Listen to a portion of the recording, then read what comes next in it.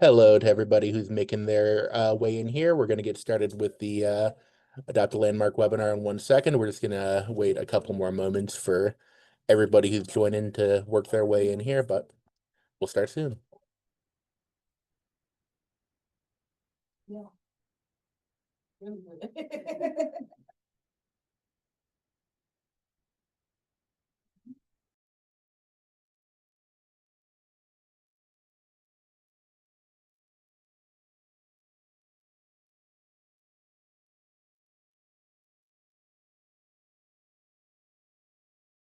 All right, I think we're safe to get started now.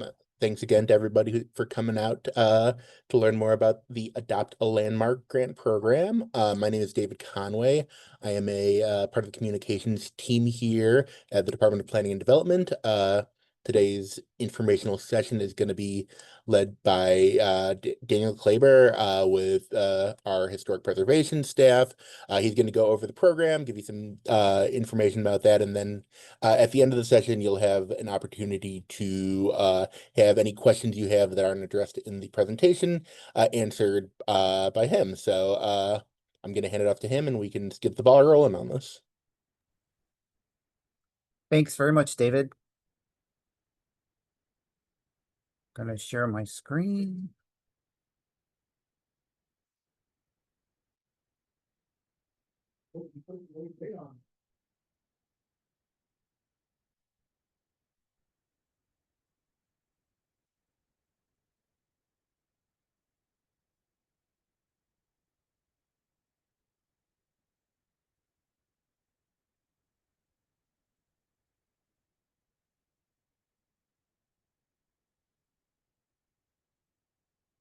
Try it again.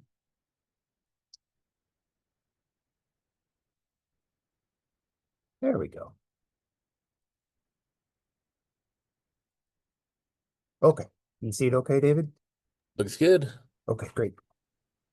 Hi, everyone. Thank you. My name is Dan Kleiber, and I am with the Department of Planning and Development, the Historic Preservation Division. Thank you for attending today's overview of the 2025 Adopt a Landmark application funding round. I want to note right at the onset, 3 of the most important details of today's presentation. Number 1, that an overview of the Adopt a Landmark program and the relatively simple 4-page 2025 Adopt a Landmark application itself can be found at www.chicago.gov/AAL.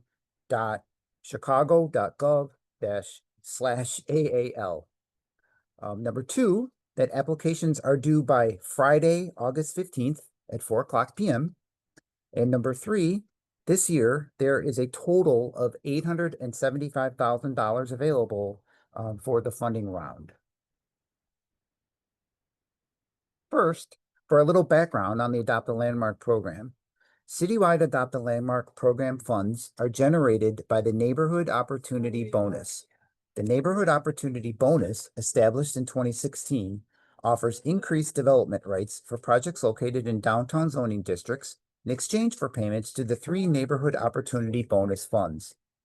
80% of the funds are allocated to the Neighborhood Opportunity Fund, 10% of the funds go to the Local Impact Fund, and 10% to the Adopt a Landmark Fund.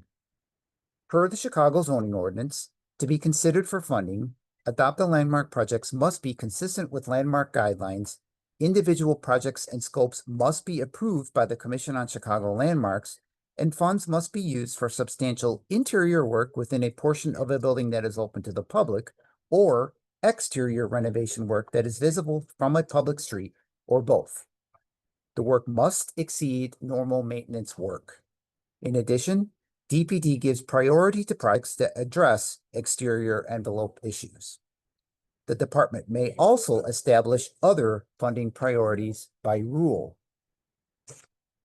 This year, the department has prioritized for funding Adopt a Landmark projects that include landmarks that are neighborhood anchor or neighborhood commercial buildings, and projects that seek less than $250,000 in Adopt a Landmark grants.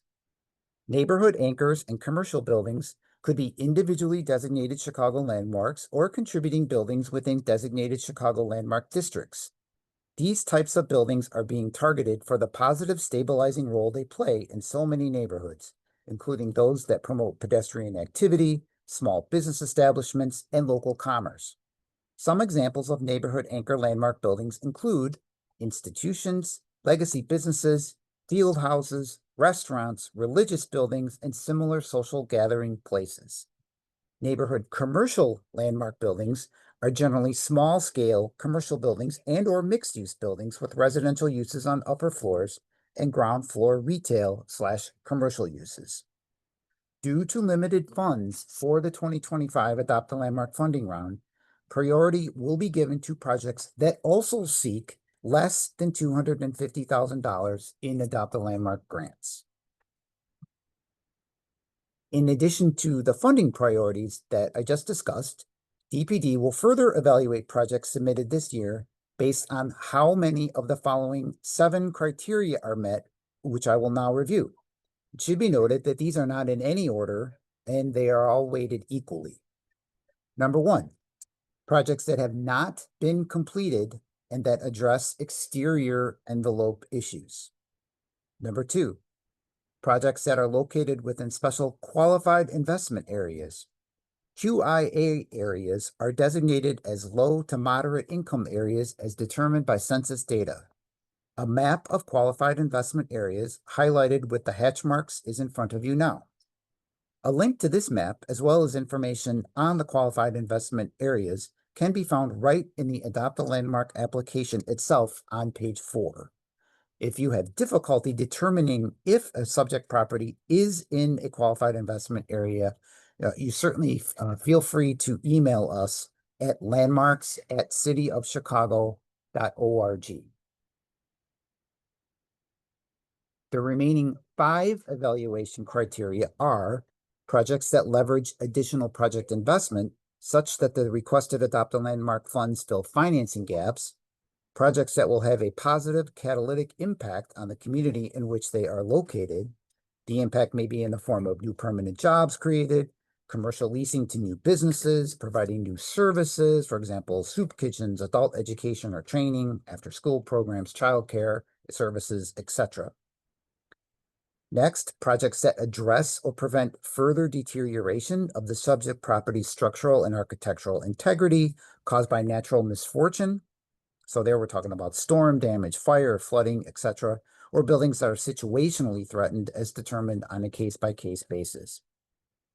Next, projects that will rehabilitate vacant or underutilized buildings to make them ready for occupancy or improve their occupancy. This may include an interior and exterior scope of work with Adopt a Landmark funds to be used for qualified exterior work. And then finally, of the evaluation criteria, projects that are shovel-ready and will be completed in 2 years. In terms of the application submission requirements, page 3 of the Adopt a Landmark application details all of the items that we will need with each application. So these are the things that you need to submit to us. Number 1, a letter requesting the funds and a narrative of the project that describes the overall project, the project timeline, including the start and end dates, and any time constraints affecting the project, as well as an explanation of why Adopt a Landmark funds are needed. 2, 11 by 17-inch existing and proposed plans, elevations, and details of the project to the extent available. 3D color renderings as applicable. And the goal here is for drawings to correspond to the specific scope of work and budget that is proposed. 3, an itemized project budget and written scope of work. The budget should separate hard costs from soft costs and must include line items for title company escrow fees and a third-party architect engineering firm to monitor disbursement of the escrowed funds.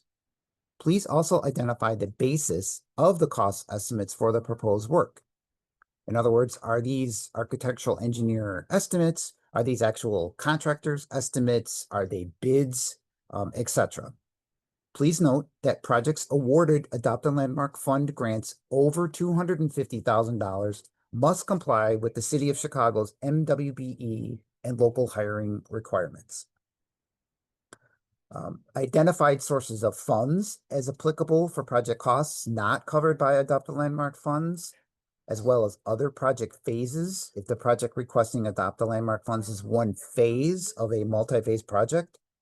In addition, we need, as part of the submission, photographs of the property and areas of the proposed work, exterior wall condition assessment reports and Department of Building violations, again, as applicable. This may not be relevant. List of consultants, contractors, professionals to be retained and their credentials, their relevant past experience with historic building projects, etc. List of any other financial incentives received or that may be received if something is pending, with another entity for the project. An economic disclosure statement and affidavit, and there is a link to the EDS web page as well, right on our Adopt a Landmark application. And then last but not least is documentation or other information to address the funding priorities and the evaluation criteria listed on page 4.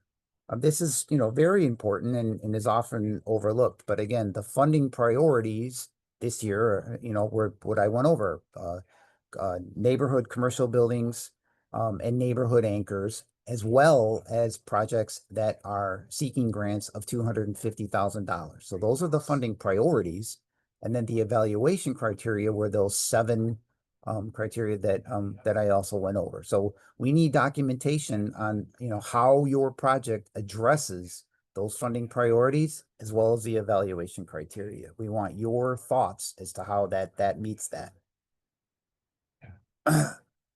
Again, the applications submitted to the department will be reviewed for completeness of the submission requirements and conformance with the funding priorities and how many of the evaluation criteria are met.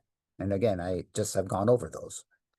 If selected by DPD for what we call a preliminary award of Adopt a Landmark funds, DPD staff will then work with each applicant to prepare the respective project, including the proposed scope of work and associated Adopt a Landmark budget, for review and approval by the Commission on Chicago Landmarks at the appropriate time. Please note that projects selected by DPD that provide Adopt a Landmark fund grants over $250,000 will also require approval of the City Council. It should also be noted that depending on the specific scope of work, projects may also first require a trip to the Permit Review Committee.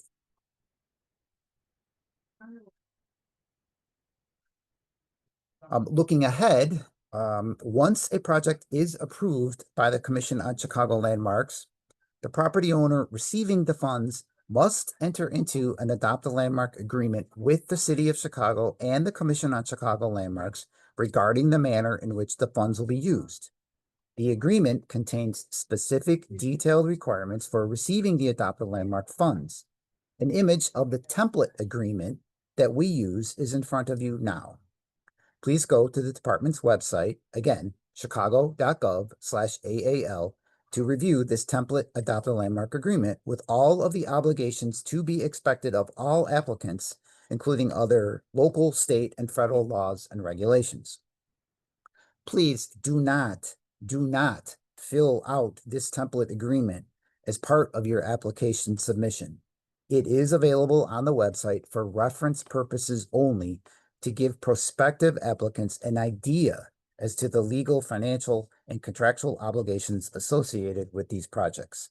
It's also strongly encouraged by DPD to have an attorney, a contractor, and/or an accountant, as applicable, review all of the requirements of the Adopt a Landmark agreement so that you are familiar with them. A couple of key things that we want to highlight about these projects is that all projects require landmark owners to have a third-party inspecting architect on board as part of the project that must be approved by DPD. The role of this person is actually to help DPD, to help us review the progress of the project once it has commenced and help with reviewing the draws from the escrow. Again, this will need to be a true third-party architect that is separate as opposed to an actual project architect. Also, all projects will require an escrow account to be set up to deposit city funds and private funds as applicable. The exhibits in the template Adopt a Landmark agreement contain a template escrow agreement, so you can get a field now for the specific requirements should you be selected by DPD. Again, these are not things that you need to fill out or establish now whatsoever. Please do not do this. They are simply there for your reference purposes. Lastly, again, projects selected by DPD that provide Adopt a Landmark fund grants over $250,000, I think I've said this 3 times now, will also require approval of the city council and must comply with the city of Chicago's MBE, WBE, and local hiring requirements. In conclusion, again, the due date for the applications is August 15th, which is a Friday, at 4:00 p.m. To actually apply, please include one hard copy and a USB or other electronic version of the file to DPD, attention, Adopt a Landmark Fund at City Hall, which of course is 121 North LaSalle, room 1000, Chicago, 60602. You can put those in the US mail or you can deliver them however they get here is fine, but we do need a physical copy as well as an electronic copy of the submission. Also, again, to obtain an overview of the program, as well as the application itself, the template Adopt a Landmark agreement, and literally everything I just went over, please go to the website listed above, Chicago.gov/AAL. If you do have separate questions, if your questions are not answered by looking at the website, do not hesitate. You can reach out via our general email, which is landmarks@cityofchicago.org. Thank you. I can definitely address any specific questions that you may have about any aspect of what we just went over.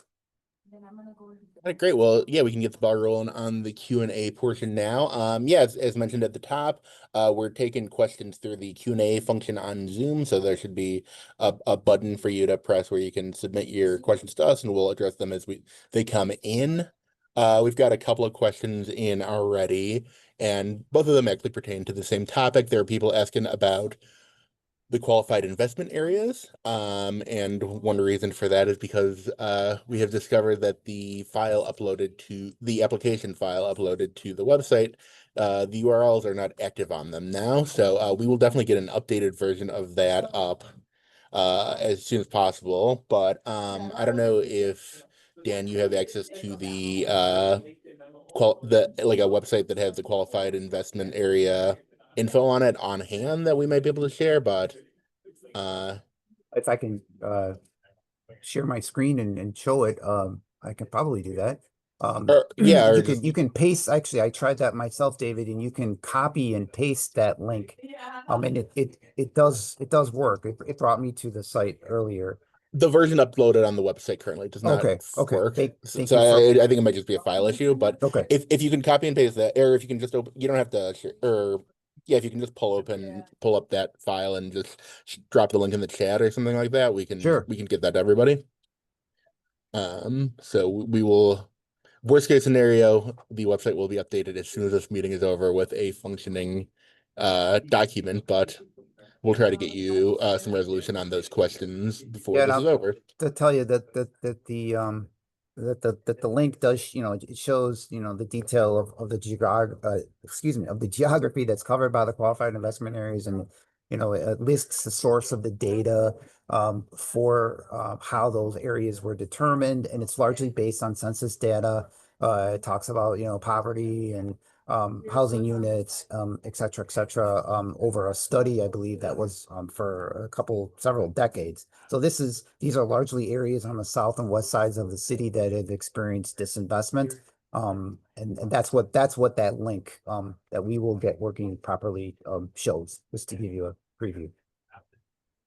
All right, great. Thank you for that. And then we've got some more questions streaming in here now. One question is a comprehensive building conditions assessment be eligible to receive funding, or do they have to be actual construction projects? No, yeah, we need an actual project, that would be derived. Certainly you can use that as a basis to create a project. And we would welcome that type of information as part of an application, but we need an actual project, defined. Got it. That makes sense. Do the project still qualify if it has already started?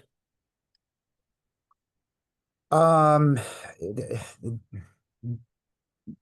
it- we if it depends. That would depend. I mean, if it depends on, how much of it is completed. I mean, if the adopt a landmark, if the portion which you're seeking adopt a landmark funds, if that's already started, that's a little bit harder, you know, case by case. Certainly, if that's already all completed, I think the answer would be no. We can try to work with you on that. Like if it's a broader project and the project has already started, but it doesn't really affect the landmark building or it doesn't affect what you're proposing for the particular scope, that's one thing. Um, if the adopt a landmark scope itself self is still to come, that may be something that we can definitely consider. Um, I hope that helps. Yeah, I think that makes sense. And then, yeah, if anyone has any questions that are kind of specific to their hyper specific to their project, if that's something that maybe they can send any email questions on, and that can be addressed during the process, or should they just submit their application and wait for?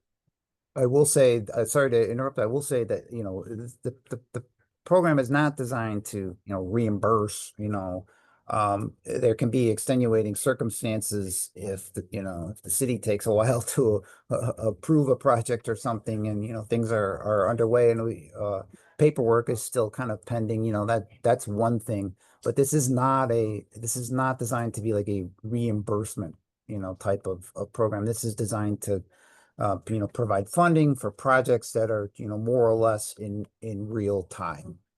There can be some variation in that, again, like I described earlier, but it's meant to be like a real time type of funding mechanism. Makes sense. All right. Next up on our list of questions is, do historical vacant lots qualify? I mean, it's a really good question, actually, because it goes to the, really basic point, which we need to drive home, because I do get applications often that are not city landmarks. This program is for City of Chicago designated landmarks. City of Chicago, not National Register only listed properties, but City of Chicago designated by City Council. That could be an individual landmark. That can be a contributing building in a City of Chicago designated landmark district. Um, it would be hard to imagine a vacant site. So I would punt that one, but for the most part, these are for structures. These are for buildings. And it can't fund any new construction. So these funds are generally for the restoration of structures. And I say structures because it may not technically be a building, right? But structures or buildings. So, I'll, I'll look at if we get an application for a vacant lot, we will definitely look at it and we'll consider it, but no new construction is eligible for funding. And I can't imagine what that would be on a vacant lot. So, but I'm doubtful that would be something that we could support or that would be eligible, but I would look at it. Yeah, that makes sense. Just when you have a second, I sent a link to you in the Zoom chat that may be the correct investment zones page. I just want to make Oh, sure that that is accurate before I disperse it to the full audience. sorry. No worries. Yep. Got it. Okay, cool. Then yes, I will share that, drop that in the chat right now. And then in the meantime, we got someone asking, are funds on a first come basis till funds run out? I understand that this is an evaluation process, but can you expound a little bit on that? Sure. No, that's a great question.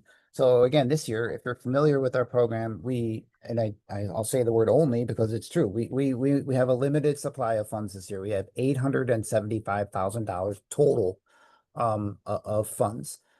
We will review every single project that we get, everything. No, all of them.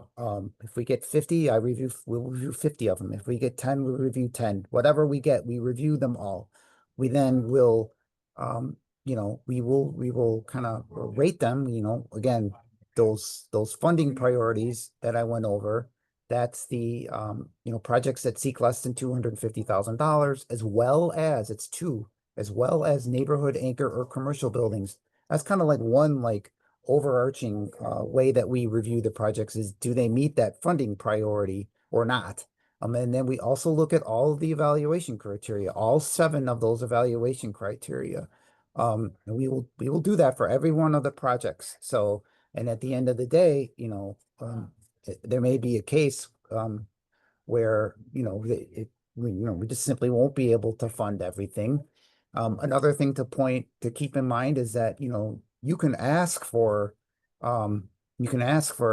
X amount of money, and after our review, the city may come back and propose, we think it's a good project, but we're prepared to offer you Y amount of money instead. And so we may not be necessarily awarding you, what you have asked for. But we will look at all the projects, we evaluate them all, and then, we will go forward with our preliminary list of awardees from that, from that we culled down from however many projects that we have received.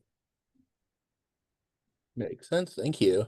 Next question we have is regarding documentation of site control and what's sufficient for the grant application. Someone is saying that they're working with someone who has a letter of intent. Does closing need to take place? Well, what needs to be presented to satisfy the site control requirements? Sure, that's a good question. I mean, ultimately, our agreement, again, if selected, our agreements are between the city, the Landmarks Commission, as well as a property owner. So, if there's a prospective purchaser that has a contract, that's fine. We would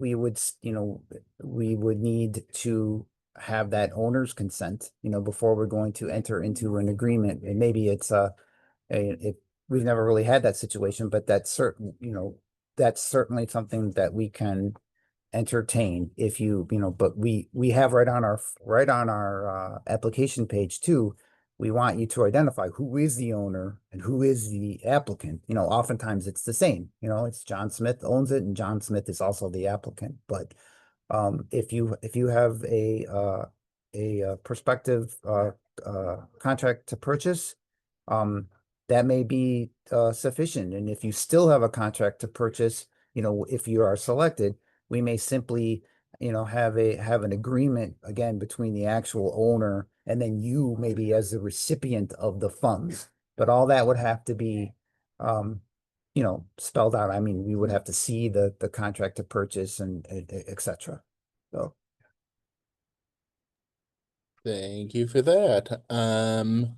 Next, we have a question asking, where's the funding from? So someone concerned about whether it might be federal funding that is not guaranteed to be coming through. I just wanted to, I can address that. It's money that comes from our neighborhood opportunity bonus program, which is generated by downtown development. So it's city funding, and that's set and budgeted. But the second part of the question was, does the whoever's undertaking the project, do they pay first for the renovations and restorations and then receive money after the work is completed, or how did the grant disbursement work? All volunteer, yeah. Sure. So again, if selected, the way we typically like to see it, and we can just use the example of like again, leverage is one of our evaluation criteria, but let's say it's all city fund. Let's use it. It's all city funds as well as some private funds. We go through you're given a preliminary award. We then have to go through the landmark. Every project goes through the Landmarks Commission itself once the project is right. All of the selected ones go through there for a review of the project scope as well as the budget. So once we get the Landmarks Commission approval, then we work on a whole lot of documents, including all that stuff I talked about, the adopted landmark agreement, the escrow agreement. What we will do is the city will work internally to put our money into the escrow. And then again, in this hypothetical example, if there's private money, we would want the private party to put in, their portion. And the reason for that is we want at the end of the day, we want to make sure that the project can get done. At a bare minimum, all of the city's money goes into an escrow. But if there's other private funds, again, we want to see as much of the project budget into that escrow so that, kind of like I said earlier, this is like a real time thing so that all of the money is in like before the project starts. And then contractors then go about, obviously you have to get a building permit, very important. And contractors then go about their work with the building permit. That third party inspecting architect then reviews the draws from the escrow account and says, hey, such and such, this work was finished already, or, we need to pay our architect a little bit of his or her, for a first bill. And so then they submit a payment request that gets approved by the third party architect, as well as by the city, by our commissioner of the department. And then once I have that paperwork, then I send that off, quickly to the title company, and then the title company then releases the funds for that particular draw. So that's kind of how that works. Like, again, it's designed to be like a real time funding kind of program. I hope that makes sense. Yeah, for sure. And then we've got one related question that you might have addressed already. I just want to make sure we have that underlined. Someone was asking how long it takes to receive funds after a project is selected for a grant. Well, like I said, I mean, again, it's designed to be kind of like a real Yeah. time, like funding. But I mean, once you submit a request for a draw again from the escrow, it doesn't, take, very long, assuming all the paperwork is done and, everything else has been done, prior, the escrow is set up, all that stuff. It just takes, maybe a week or 10 days or less, for the money to actually be dispersed from a title company. We don't, one important thing is that we don't release the final, the final adopt a landmark payment until the project is totally complete. Again, our goal is to see that the projects get completed, as they were, not only, presented to us in the application, but, if we selected them that we took to the Landmarks Commission. And so that's our way to kind of, help us ensure that a project gets completed. It's to we withhold the very last payment until the project is actually complete. And then we come out and review the work and make sure that it met, what was laid out, what was laid out to the Landmarks Commission, and what we all thought was going to be the project. Sense. We had a couple of questions about the third-party licensed entity, an architect who's required as part of this. One of them is who's responsible for retaining them, like, or it's selecting them. Is that something that the applicant selects, or? Yep. Got it. Yep, the applicant should select a third-party architect. To be clear, you do not have to have that entity or that person selected as part of your application. You certainly can, shop that around, but do know though that that's something that we do require in all of our projects. And it's something that, that we like to make sure too that you've budgeted for in some way. And you can, I can share information on, some of that, costs. Again, that role is to help the city to administer the grant. In some of the details that I just went over, to help administer the payments for the grant, to make sure that the project is proceeding according to the scope of work, not only that was presented to the Landmarks Commission, but also the scope of work, and then the drawings that were permitted as part of the permit. All that stuff obviously should be more or less the same. So Gotcha. Trying to go through here. We got one person who's asking for a little bit more insight as to what a neighborhood anchor is. I know this was covered, but can you just detail again, what kind of buildings would qualify as a neighborhood anchor?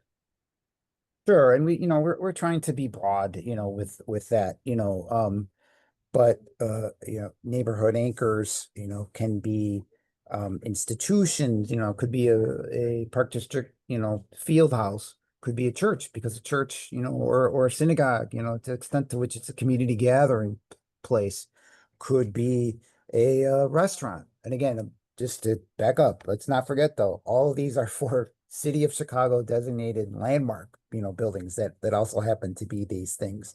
Um, could be a could have, a legacy business, inside of it. A neighborhood commercial building, what we were trying to get at there was again, like kind of small scale, could be just like a single story commercial building, like in a landmark district maybe, or by itself. It could be a mixed use building, again with residential on top and ground floor, commercial. So we're trying to be broad with that, um and to get the money out, to all parts of the city as possible. That makes sense. Next up, can adopted landmark grants be used in conjunction with another private grant for matching funds? Absolutely. And that's actually, if you if you look at our evaluation criteria, leverage with other funds, that's something that, again, they're all weighted equally, but that's one of our 7 evaluation criteria. So yeah, the extent to which your project can utilize other funds, whether they be your own private funds or other grants, that you receive from other, whatever, nonprofit or other government agency, whatever, all that goes towards our leverage criteria. So um, that's a that's a plus. Sounds good. We have a question. Can are projects that are roof improvements, are those eligible even if the improvements aren't visible from the street? Oh, sure. Sure. The project doesn't have to be visible from the street. I mean, um, if it's again, one of the requirements is that the work, should exceed normal kind of maintenance work. Um, but no, it doesn't have to be visible. We will still look at it anyways and make sure, it meets standards, for the work being contemplated. So yes, that's okay if it's not visible. Got it. And then we had another question that was kind of about, what kinds of projects we're looking for. Are you, as someone was curious, are you looking for projects that are specifically preserving architecturally significant features? Does it matter one way or another if it's projects that are more about structural integrity, sealing a business building element, other things of that nature, or does the type of Yeah. project influence the evaluation process? Well, definitely, again, one of our 7 evaluation criteria are, again, projects that have not been completed and that address exterior envelope. So that's right there it is one of our 7 evaluation criteria. Um, we, we certainly can fund and have funded interior, work. And there's parameters for how that could be done. Um, but that's not actually one of our 7, right? So, exterior envelope work is one of our 7.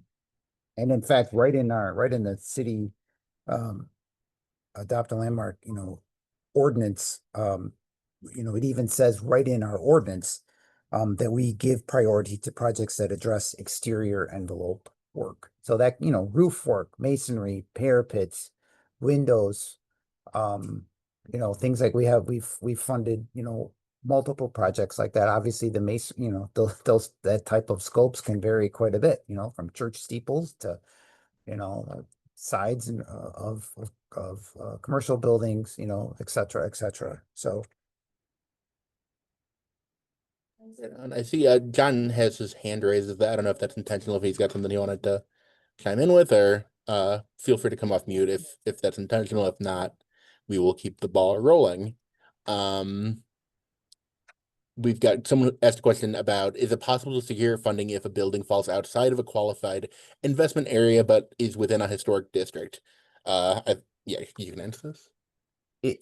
I'm sorry, can a project receive funding if it's not in a qualified investment area? Is that the question? Yeah, Yeah, yes. for sure. Yeah, that is one of our evaluation criteria.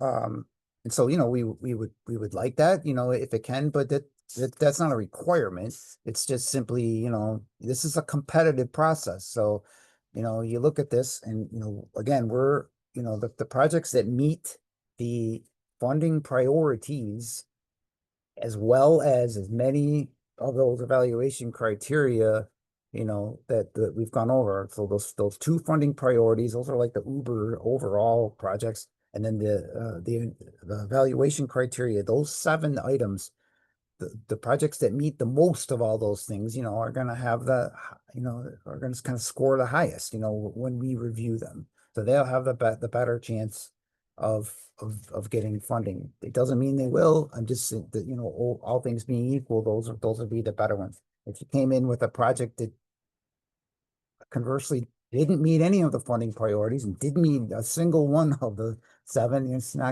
probably not gonna score as well, right? So that's how we look at these projects.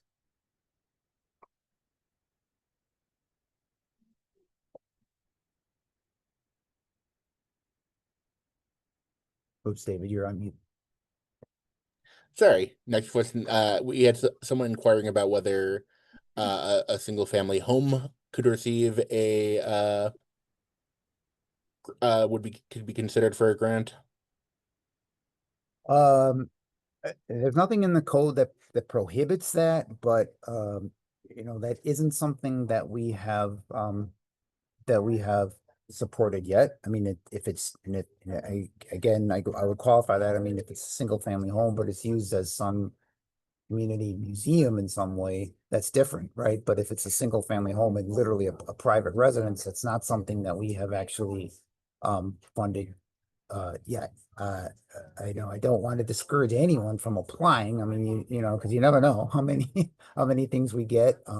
It's not something that, as you can see, as I just went over, it's not something that would score high with those evaluation criteria necessarily. But again, there's nothing that prohibits applying. You can you can apply, and we'll look.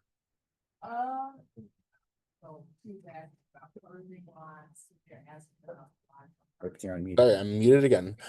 Next up, someone asked, are there taxes or fees incurred to the recipient of a grant? Their taxes or fees. I mean, that's a good question. To the extent to which, you receive this did come up in a project, to the extent to which you receive grant funds, you do need to make sure, a lot of our grant recipients are nonprofits and, they have a certain tax status, but if you receive these funds as an individual, again, I think that's why I said, you may want to just check in with an accountant or an attorney to, kind of make sure, that there are not, and I'm talking like income tax, implications, with any of these things. In terms of fees, I mean, I don't know what exactly by fee. I mean, there are building permit fees, that are necessary, if you go about the construction process. Those actually can be waived under our permit fee waiver program. There are fees associated, with the like I said, what the money, the adopted landmark funds go into an escrow account eventually when if you are selected and we go through all that paperwork. And there are fees associated, with like a title company when they disperse the monies. You can, if you are selected, you can have adopt a landmark funds, pay for all those things. You can have adopt a landmark funds pay for associated costs associated with the project. If you want to, you know, propose that, your architect's fees get paid out of there and your, if you had an attorney or if you had, and certainly the escrow fees, that is something that we can use the funds for if they are directly associated um, with a project. Rolling right along, we just got a few left here. Someone asked, could a project like power washing a facade be approved for funding for this grant? I guess to make it a little broader, how when you're talking about construction or improvement projects, how much has to be done before you get the minimum threshold for this grant? And I'm sorry, what kind of washing? Power washing, so Oh, like washing the power. Oh, facade. I mean, any project scope, we know again, we'll look at anything, certainly if, cleaning the facade, and again, everything that is proposed, and if we select, has to be done in accordance with the Secretary of the Interior standards, for rehabilitation. So anything that you do, if it's the masonry or the, you know, whatever, mortar, or, rebuilding a parapet, cleaning the masonry, I mean, that could be part of a scope, sure. And we will ask, kind of questions as like how it's going to be cleaned and et cetera, but that could be part. If it's only cleaning masonry, I mean, I don't know. I mean, that, that, you certainly can apply. I don't want to say that no. Um, but we would certainly review that if it met the funding priority and that was the project and there were funds available, it's possible that that's something that we would consider. We had someone who was asking a question about city hiring criteria that was required for awards under 250,000 over $250,000. Is that information detailed in the application, or where would you find more information about the city hiring requirements? That is a good question. And what we should do is maybe David, you and I could add that to so people can go right to, the MBWBE page, but I can just describe it briefly. It's any project. This isn't just Adopt a Landmark, any TIF project, any deal, that receives city assistance that has to go through city council. And in our case, for these types of grants, those are grants that are over $250,000. They do require participation on the labor side of the project for I believe it's 26% of the dollar volume of the construction project as defined must be accomplished by certified minority business enterprises, and then 6% by certified women business enterprises. And then 50%, that's 50% of the labor hours on a job must be performed by city residents. So those are all standard requirements for any city kind of assistance, especially, grants that are over $250,000 that would require city council approval. Those are the standard types of labor requirements. And we would, if your project did seek and we did award a grant over $250,000, we would have to go through city council, and you would have to comply with those labor requirements. And there are penalties if you don't comply with those labor requirements. And just to emphasize a point, it's certainly possible that we could select a project that was over $250,000 in grant funds. But as I said several times, one of our funding priorities this year, because we don't have a lot of funds, is for projects that are less than $250,000. But that doesn't mean that it's impossible. It just means that that's what we're prioritizing. Got it. And yeah, we can add that up on our website once this is over, just so people have access to that, just as a point of reference. And we're down to just a couple quick ones here. One is, who is responsible for paying the third-party architect? It's part of the applicant ultimately, and again, you could use grant funds if selected. You could use Adopt a Landmark grant funds to do that. But ultimately it comes out of the budget for the project, for the whole project. Right on. And then I think this was addressed, or I need to just confirm, if you have been awarded other city grants, CDG, NOF, etc., uh, can you still qualify for Adopt a Landmark Fund grants? Sure. Either you mean like as part of a specific project, if it receives other funding sources and you have a gap for Yeah, Adopt a Landmark? other city funding sources specifically. So Yeah. like, yeah. Yes. Got it. Great.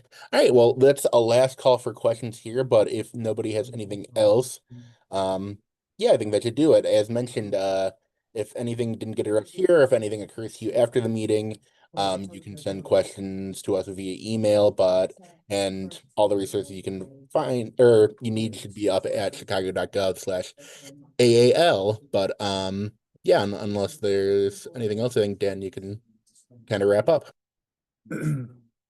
Yeah, no, thanks everyone for coming. Again, yeah, send any questions to landmarks.org. Everything that I went over, if you feel like you missed it, literally everything I went over is on that little 4-page application, all the submission requirements, the neighborhood anchors, the valuation criteria, the address for where to send the stuff is all right there. So hopefully that makes sense. I realized I didn't really kind of go over the dates of review. They were on um, a little mini spreadsheet that I had embedded in there. The applications are due August 15th. We would be reviewing them in the third quarter of this year. And we intend to have announcements for preliminary awards in the fourth quarter. Um, and then for those projects individually that are selected, then we go through all the paper and the documents. And again, each project, that's just kind of the beginning.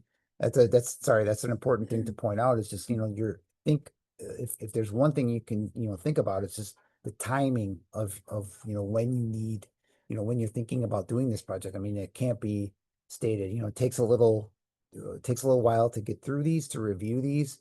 So, if you're thinking about, if for projects that we're, accepting as part of this funding round, you know, they're not going to be getting, underway until obviously until the spring, at the earliest of 2026. And it might be the late spring, but just keep that in mind as you're going through this process. You're kind of timing and your overall expectations for timing, and we'll work with you on that if selected, for sure. Um, Maybe your project is much bigger, and we have to get through, several other steps. So then maybe we're not, you're not really in the ground until 2027. But again, just know that, this is just the application period, and our, review and our preliminary awards are just the beginning. Got it. And then we had one little straggler come in here, but someone was curious, how fixed, I guess, is the proposed funding amount submitted in the application? Like if an applicant is seeking $175,000, but the city says, we can only give you $125,000. Is there any kind of back and forth, or is it just kind of a fixed number? Yeah, we haven't really gone too much into the weeds with back and forth. We kind of, we will review it, and then, we'll see, we'll kind of make our offer, and that'll kind of be it. So Got Makes sense. All right. Well, thanks again to everybody. A recording of this will be posted to the Adopt a Landmark page once it's ready. And yeah, just thank you all so much for your interest and for coming out. thanks, everyone. Thanks, David. Yep. Thank you and have a good day.